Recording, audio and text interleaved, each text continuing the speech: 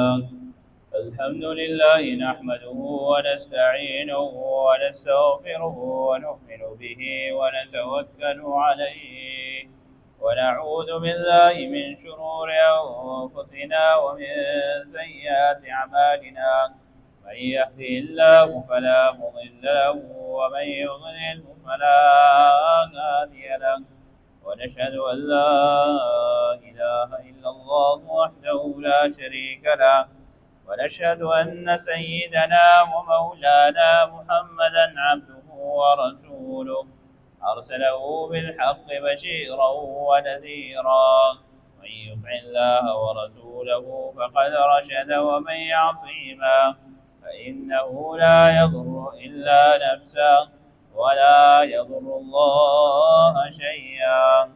قال الله تعالى في القرآن الكريم والفرقان الحميد: أعوذ بالله من الشيطان الرجيم. بسم الله الرحمن الرحيم. إن عدة الشهور عند الله 12 شهرا في كتاب الله يوم خلق السماوات والأرض منها 4 حرم. صدق الله العلي العظيم ونفعني وإياكم بآياته والذكر الحكيم. إنه تعالى جواد كريم ملك بر رؤوف رحيم. اللهم صل وسلم على سيدنا ومولانا محمد بعدد من قعد وقام. اللهم صل وسلم على جميع الأنبياء والمرسلين وعلى سائر الصحابة والتابعين وعلى عبادك الصالحين. دوستان و عزیزانو، الله رب العزت د اسلامی کال ابتدا د محرم الحرام نه شروع کړی دا. نوې اسلامی کال شروع شو په د اسلامی کال کې د ټولو نه محترم د ټولو نه مکرم ورځ چې دا د عاشوري ورځ ده، د فضیلت ورځ ده. حدیث شریف کی راضی جناب محمد رسول الله صلی الله علیه وسلم ارشاد فرمایلی دي چې کله هم یو انسان د عاشوري پرز باندې په خپل اهل او عیال باندې د رزق وسعتو کې خو بسیار رزق وتورکی خو درستخان ولګي او غریبانانو ته فقیرانو ته مسکینانو ته چې سور الله کولاو کی. حدیث شریف کی راضی بھی الله رب العزت ټول کال د انسان تا د هغه نه سیوا رزق ورکړي. بل حدیث شریف کی راضی چې الله رب العزت ټول انبیاء کرام او ته په دغه ورځ عاشوري فرض باندې نجات ورکړي دي. که يهود دی هغه وایي چې موسی علی السلام ته الله نجات ورکړي، موږ په دې ورځ روزه نیسو. او که عیسایان دی هغه وایي چې په دې ورځ باندې عیسی علی السلام ته الله نجات ورکړي، موږ روزه نیسو. اور هر یو پیغمبر منون کې خلق په دغه ځای باندې یونس علی السلام ته الله رب العزت په دغه ورځ باندې نجات ورکړي دی، د مېده خېټې نه راوته دی. ابراهیم علی السلام ته الله رب العزت په دغه ورځ نجات ورکړي، د کور نه راوته دی. ناصور چې عقیدتمند ټول روزه نیسي. نبی کریم صلی الله علیه وسلم ارشاد فرمایلی دی: خالف اليهود والنصارى، چې د يهود او د نصارا مخالفت کوي، يهود او نصارا مخالفت کوي. او بیا نبی کریم صلی الله علیه وسلم طریقه دا وخودا چې یو ورځ مخکې روزه او یو د عاشوري روزه، یا نهمه او بیا عاشورا، یا عاشورا یا نننی او سبانه یا پرونی نننی، دا دوه ورځې. حدیث شریف کی راځي چې کله هم یو انسان دغه عاشوري روزه ونیسي، وی الله رب العزت د ټول ګناهونه معاف. او بعض خلک پکې وایي چې دا د غم ورځ ده، دا د ماتم ورځ ده، په دې ورځ باندې ځان وهي. وریا ساتي اهل بیت چې سوره هم تللی دي، چې سوره هم د هغې علما دي. ما تېره جمعه ویلیو چې هغوی د دې نه منع کړی، ورې نوحه مه کوه، مرثیې مه کوه، ګریوانونه مه شلوه، ځان نه مخ مشو کوه، جړاګانې فریادونه مه کوه، ځان وهل ټکول دا مه کوه. حدیث شریف کې دین ډېر په سختۍ سره منع راغلی ده نبی کریم صلی الله علیه وسلم چې آل بیت د دې نه باقاعده منع کړی دا چې داسې مه کوئ.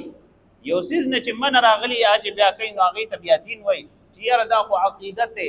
یو انسان پلار مړ شي په عقیدت کې ځان وایي، یا بچا باندې ظلم شي یا په عقیدت کې ځان وایي، یا همیشه دپاره د هغه صحیح ورته کال پوره کېږي په هغه باندې ځان ډبوي. نه، نبی کریم صلی الله علیه وسلم کوم دین چې راوړی دی چې په هغې باندې زیاتې کوئ یا په هغې کې کمې کوئ، یاد ساتئ تاسو په خپله خپې صحیح ورته په خپله باندې ځان له ووایئ. حدیث شریف کې د دې ډېر سخت ممانعات راغلی دی. نبی کریم صلی الله علیه وسلم د دې ډېر سخت تاکید بیان کړی دی، او نبی کریم صلی الله علیه وسلم باقاعده د دې وعید باقاعده بیان کړی دی چې څوک نوحې کوي، جړاګانې کوي، ځان وهي، فلیس منا، هغه زموږ د ډلې نه دی. نبی کریم صلی الله علیه وسلم او بیا دا باقاعده فرمایلی دي چې کله هم یو زنانه د چا په مرګ باندې جړاګانې کوي او چغې وباسي، سورې وباسي او نوحې کوي، او بیا دغه رنګې الله رب العزت په هغې خلکو باندې ګورې لعنت وایي. د نبی کریم صلی الله علیه وسلم د رحلت نه بعد دا عقیده ساته توبه نعوذ بالله چې ثم توبه نعوذ بالله چې څومره صحابه کرام دي نعوذ بالله ټول د دین نه واوړي. چې کله هم د صحابه کرامو په سند ته اعتراض شروع کړو نو تاسو په قران کریم ته چا وړي صحابه کرامو را جمع کړي. حضرت عثمان رضی الله عنه د ټولو نه سیوا محنت او قوت لګول دي، ځای په ځای په کاڼو په بوټو په یو ځای په سرمن ټول ځایونو کې چې سوره لیکل شوی د ټولې نسخې را جمع کړي دي، باقاعده کتابي شکل ورکړو. تاسو اکثر قرآن ولې پای کې راځي بالرسم العثماني، بالرسم العثماني. دوستانو عزیزان وارز مې دا کولو چې الله رب العزت سوره هم دنیا ته پیغمبران را لېږلي دي، سوره هم الله رب العزت مخلوقات را لېږلي دي، هم په دغه کې الله رب العزت د دغه د واعظ لپاره د نصیحت لپاره د خلق را لېږلي پیغمبران را لېږلي دي د خلکو د لارې د هدایت لپاره د رشد لپاره. بیا دته الله رب العزت ته فرمایي چې عاشوري ورځ یوازې د ماتم ورځ نه ده، یوازې د جړا د فریاد ورځ نه ده، بلکې عاشوري ورځ د هغې فضیلت ورځ ده. په دې ورځ باندې د ټولو انبیا کرامو ته حدیث شریف کې راځي چې شپږ اویا پیغمبرانو ته الله رب العزت پکې نجات ورکړی. بل حدیث شریف کې راځي نبی کریم صلی الله علیه وسلم ارشاد فرمایلی دي چې د عاشوري ورځ الله رب العزت دومره فضیلت ولا پیدا کړې ده چې په دې ورځ باندې بچا باندې چې چاته د خوشحالي ورکړه نو الله رب العزت به پورا کال په خوشاله ساتي. مجموع الزوائد کې راځي د چا په غم به خوشحالېږي نه چې په چا غم راشي، د چا نقصان وشي. حالانکه دنیا یو داسې دور دی، یو داسې دوران دی چې د انسان دوران چې څنګه د ګړۍ د ستن تاویږي را تاویږي، په چا باندې سحر کېږي، په چا ماښام کېږي، په چا صحت راځي، په چا خوشحالي راځي، په چا غم راځي، په چا باندې هر قسم وخت راځي. ان قریب چې کله هم یو انسان د بل په غم باندې خوشحالېږي، دا ګورې د ټولو نه غټ صحیح ورته سرکشه انسان. الله رب العزت په داسې انسان ډېر قهر و. بیا د حضرت حسین رضی الله عنه په غم به مونږ ولې خوشحالي. حضرت حسین رضی الله عنه چې چا شهید کړی هغه ظالمان شمر چې روی غوښته ورته وي چې مونږ آل رسول راغواړو په دې بنیاد باندې چې مونږ د هغوی په لاس باندې بیت شو. په مدینه کې ورته خلک ووایي چې آل رسول مه ځئ، ما ته پته ده چې دغه خلک چې دا ډېر ظالمان دي، ډېر ظالمان دي، ظلم به در سره رالل. حضرت عثمان رضی الله عنه یې وړومبی شهید کړ. بیا راغی حضرت عایشې ته وی حضرت عثمان بدل نه. حضرت علی رضی الله عنه ته چې وړومبی راغله ورته نعوذ بالله ته زموږ خدای نو روي نو اور ته وویشتل. ولا يعذب الله بالنار، د الله نه علاوه بل څوک د اور عذاب نه ورکوي. دا خبره یې ورته نو بیا هغه رونیو د اور نه جلاوطن کې زه روک شم وخت پناه خدای دې روکوي. نو د هغې نه د دا فتنه جوړه کړ نعوذ بالله ثم نعوذ بالله چې حضرت علی نه نعوذ بالله دې نن سبا خدای جوړ. دوستانو عزیزانو عرض مې دا کولو چې مسلمان نن سبا خپل لار پرېښودې ده، خپل خدای پرېښودی، خپل نیغه لار یې پرېښودی په ګډ وډو سره. حقیقت ګورې څوک بیانوي نه. که دې خبرې ته سوچ وکړي، نبي کریم صلی الله علیه وسلم ارشاد فرمایلی دي نبی کریم صلی الله علیه وسلم ارشاد فرمایلی دي چې کله زما په امت کې فتنې عام شي تاسو داسې کارو کې ځان کلک په خور کې کینئ، ځان د فتنو نه وساتئ، ځان د دنیا چې څومره هم فتنې دي د هغې نه ځان وساتئ. هغې ډېر سخت تاکید راغلی ته په دنیا کې ځې نن ځې چا سره معمولي خبره وکړه خبره دوره لوی شي لوی شي هغه ځای ته نو فتنه فساد دشمني کنځل بېنه څه فایده اخر کې روغې له خبرې له راځي. خو که انسان دې خبرې ته سوچ وکړي چې دا خبره زما نه روانېږي او په ما به روغېږي که 200 مړي پکې مو شي همیشه دپاره دا به روغېږي که دا سوچ دا انسان مخکې نه وکړي دی او بیا خبره مخکې بیا نه پوهېږي.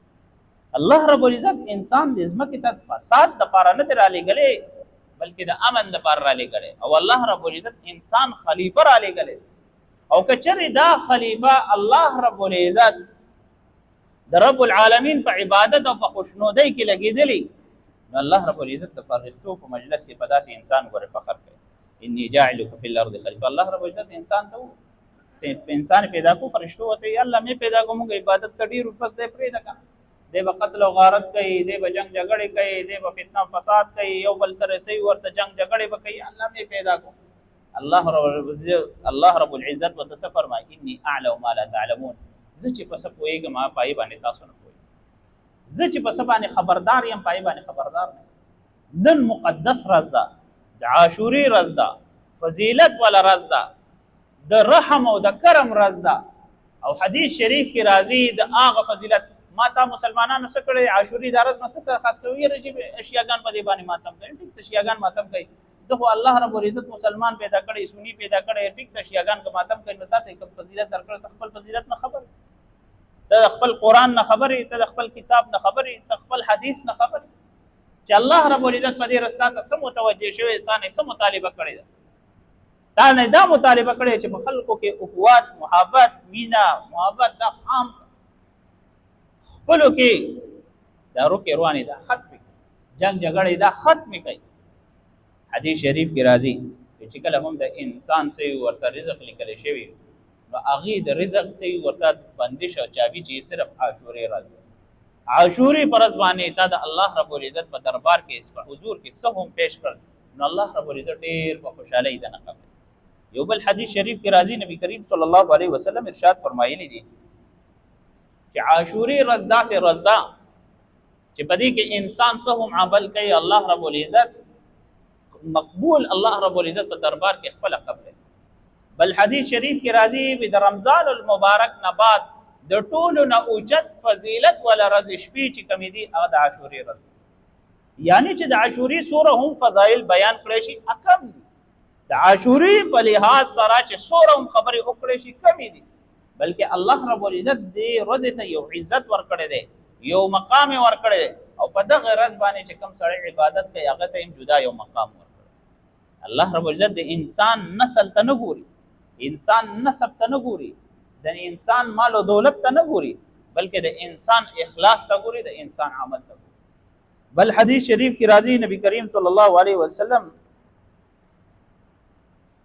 په لاره باندې روانو یو کس ولا مخې راغی د الله رسوله ډېر زیات په تکلیفونو کې یم د ډېر زیات په تکلیف کې یم تکلیف رانه ډولر کېږي نه دا نن سبا هر سړی چې فریاد کوي یاره په قرضونو کې یم یو کار سمون نو بل روانېږي بل سمون نو بل روان د الله رسول صلی الله علیه وسلم ورته یو حل یې ورته دا خو دا یې ورته وویل چې د الله رب العزت په دربار کې څومره بندګي کوي دویم د الله رب العزت په دربار کې څومره بندګي کوي او د الله رب العزت د مخلوق سره څومره احسان کوي.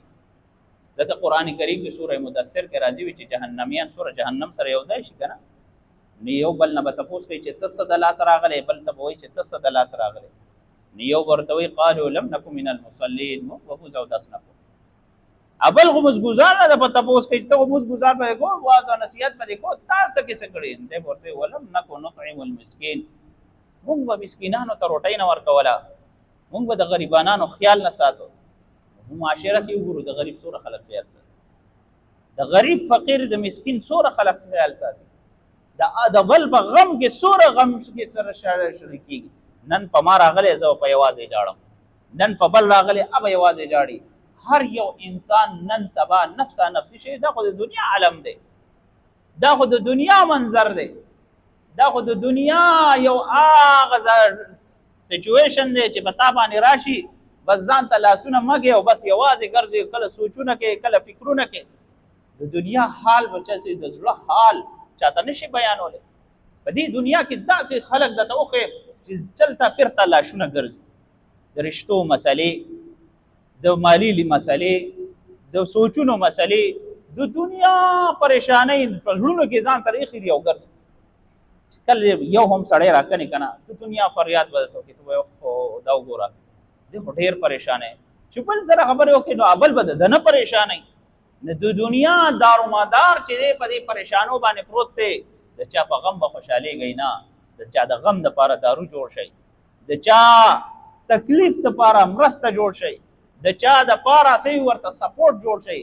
الله رب العزت به په هغه ځای کې خیال ساتي، په کوم ځای کې چې تاسو صحیح ورته یوازې بې سر او به سامان ولاړ.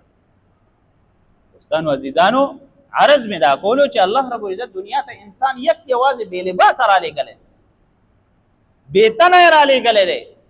د انسان پر راتلو باندې ټول خلک خوشحالېږي، خو چې دا انسان د دنیا نه ځي ټول خلک خپل اهل و عیال خپل اولاد ټول ورپسې جړاګانې فریاد کوي چې راځي نو په خوشحالو په ډمامو په دې باندې راځي، او چې ځي په خفګانونو باندې ځي.